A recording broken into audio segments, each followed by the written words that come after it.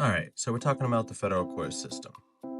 And yeah, it's boring, but I'm going to try to make it a little more interesting with this, you know, Minecraft. Let's quickly go over a few things before we get started with the main concept.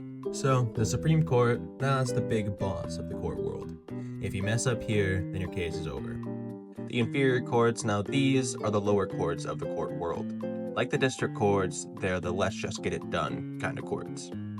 Jurisdiction is a court's authority to hear and decide a case based on factors like location, the type of case, and the people who are involved. The plaintiff is the person who is mad and making the case itself. It's the person who got wronged by the company. The defendant is the person who is being sued, basically the one that's in trouble.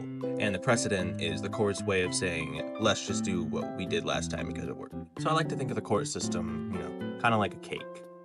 So at the bottom, we have the district courts.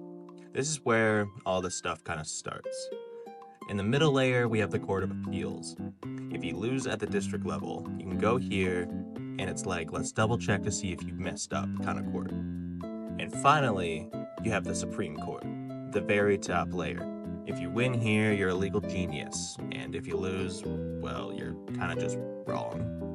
So with all the boring stuff out of the way, let's actually get into how the case works. So if someone sues you because they slipped on your sidewalk, and if you lose, you can appeal to the Court of Appeals. And if that doesn't work, then you can try to go to the Supreme Court, if the case is big enough to do that anyway. The federal court handles things, like federal crimes. Think tax evasion, tax fraud, and all kind of immigration stuff. Or just mainly disputes between states.